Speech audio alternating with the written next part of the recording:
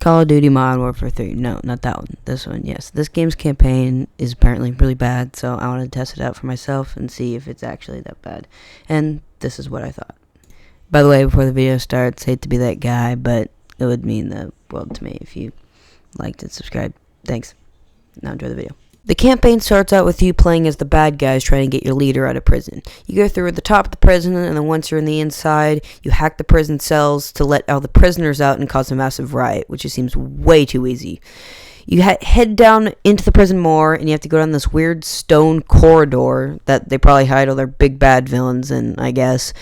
And it has zero security whatsoever, which does not make any sense at all. You go down the corridor more, you get to all the cells, and you open up one of them, and you find out who your leader is. It's arguably one of the most famous Call of Duty villains of all time, Vladimir Makarov. Now that you've reunited with your boss, it's time to get the hell out of there. You use the right that you'd previously made as cover to get out, and, I would have been thinking, oh, this game is not like this at all. I have no idea what everybody's talking about, except every single guard looks the exact same. And talk about it. You kind of sprint out of the prison and jump into a boat, and that's the end of the level 1. It cuts to Urzikstan, where he plays ULF members Dana and Farah. You go to the port to collect some missiles, and you get intercepted by Makarov's Kony members. They shoot Dana in the face, and then you get in a car accident and wake up in hell, I think, because this is the first of the weapons-free missions. These weapon-free missions are absolutely terrible. You have to just basically go around an area, do very tedious objectives that you mostly just die on for a while until you just realize that you just have to just run to the area, finish it super fast, and then run out to finish it. And the NPCs is it feels like Warzone, but instead of playing against sweats, you're playing against shitty NPCs. Anyways, the goal of the mission is to put tracking devices on the crates that they're stealing because it's too late to get them back, I guess. Once you do that, you just go to an area to get exfilled, and the mission is over. The next mission is another free weapon mission, which shows that over half this game's missions are free weapon missions, and when they're the worst part of the game, it is super, super annoying after a while. Anyways, in this mission, you play as Captain Price, and at the beginning, you have to destroy 4 helicopters, and then you have to go into this reactor that will fill up with this poisonous gas, and you have to try and run up a bunch of stairs and kill enemies to get away from it. Once you get to the top, a rope will go down, and you climb it up to finish up the level. You're still playing as Price now, but you're at a different area where you have to stealth your way in and kill a bunch of enemies to get a key card, and use that key card to get inside of a bunker that has a missile that you need to disarm. Where in that bunker you meet up with Farah, and you have to move through to get to the missile area. And at one point I died, and a Rosa Parks quote went on my screen, which feels very disconnected from the rest of this game's campaign. Literally everything that has to do with Call of Duty. But when you finally make it to the missile, you find out that it's too late to disarm it and stop it from launching. So you have to run really quickly up to the surface, kill a bunch of enemies, and get to the main control center to close the doors and stop it from launching. When you successfully do that, you realize that there are 4 other missiles that were launching at that time that are going directly to an area that one of your comrades are at currently. It now cuts 3 hours earlier, where he plays the spy Laswell. You have to try and go into a enemy base and collect some intel from a undercover spy you have there. This is a stealth mission, which means that it will be absolutely terrible, and all of the enemies will just shoot at you because you just walk weird, I guess. Once you get to your destination, you meet up with the undercover spy in a closet. But you sadly get interrupted by Makarov's bombs, and poisonous gas fills up the whole area, and you have to run up the building and then dive into the helicopter that brought you to the destination before, and that ends the level. Now you're just a regular person going on a plane, or so you thought. Makarov and his men are actually on the plane, and they strap a bomb to you and throw you out to make everybody else think that you're a terrorist. They throw a phone that can disarm the bomb into a bunch of people, but a bunch of people crowd over you and stop you from being able to get it, which causes the bomb to explode and kill you and all the other people on the plane. And now you're in another goddamn free weapon mission. Swear, you can just never avoid these. They come at every possible moment, which makes the game really hard to play because they are just like the most frustrating thing to try and get through.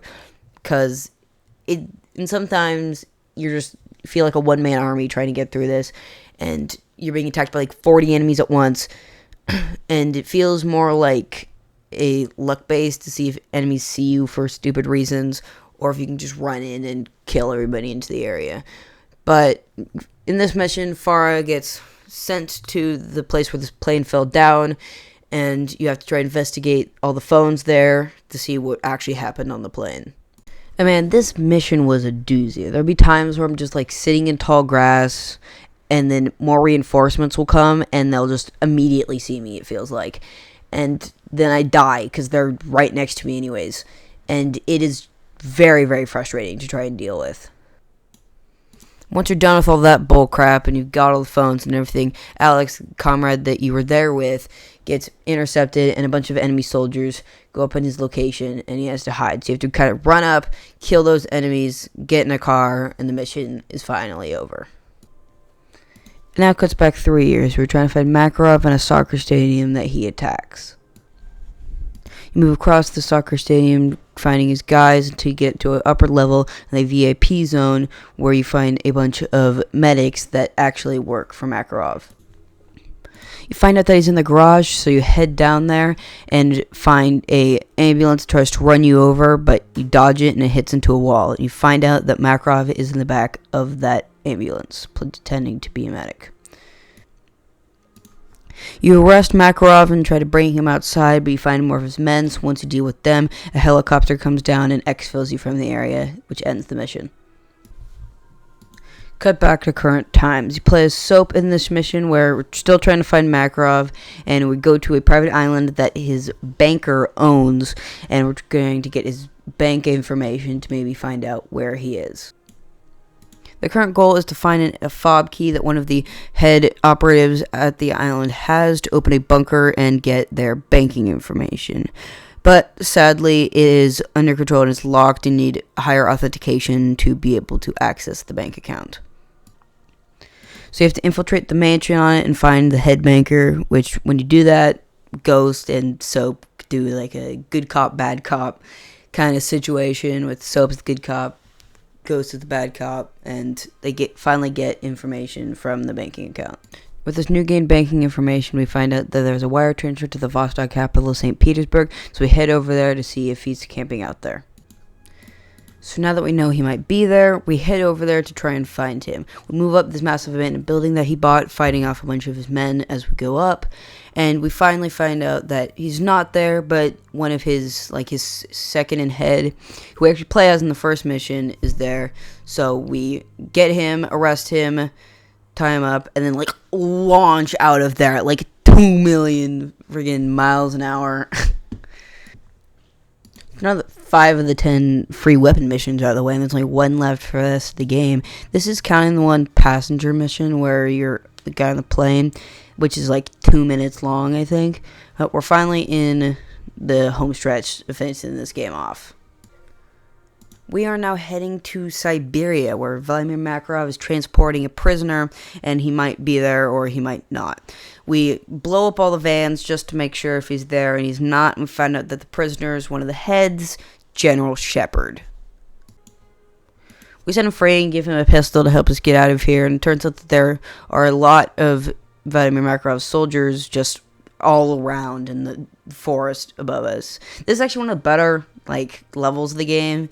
It's not as closed off. There's more open areas where you can combat, so you can actually play this level in many, many different ways, which is very, very nice compared to the entire rest of this game. But you finally move across this whole area until you get to this giant lake that's frozen over, where a helicopter is able to come down and exfil you from the area to end the mission. We're finally at the final free weapon mission of the game, which is just absolutely great. And this mission is probably one of the best free weapon missions of it, because number one, it's the last one, which is very, very nice. Number two, you can finish this one super fast, because you just have to run around an area and defuse 4 bombs. So if you can just run around and have a good enough route, you can just finish this whole thing in probably like 30 seconds, because you just defuse a bunch of bombs, and then run to the exfil site, and get on a helicopter, and then leave, and the mission is just basically over right there. We're now on to one of the more unique levels of this game.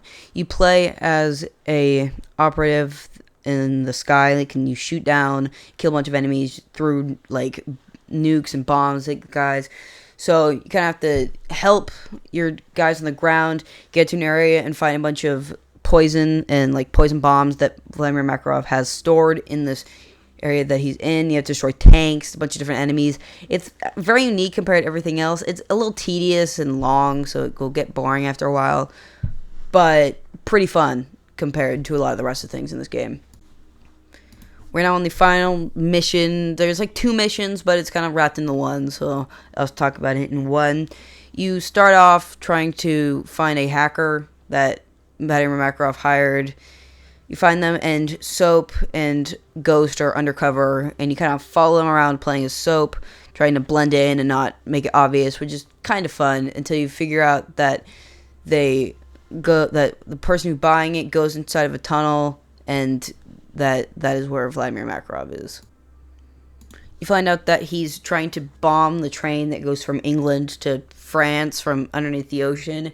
So you have to run down this tunnel, kill a bunch of his guys as you go, and then you finally find the bomb. You try to defuse it, but while you're in the middle of it, Makarov runs in, hits Soap down, and knocks you down too. He's about to shoot you in the face, but then Soap gets up, tries to stop him, and he unfortunately kills Soap. After killing Soap, you defuse the bomb, but Vladimir Makarov is already left and too far away to be able to get him into custody. And that is pretty much the game. So, you pretty much get nothing done throughout this entire game. The game is just Makarov escapes from prison, you look for him for a while, finally find him, he kills Soap, and then the game just ends. Never find Makarov, you never get him arrested. Soap dies, and you really achieve nothing.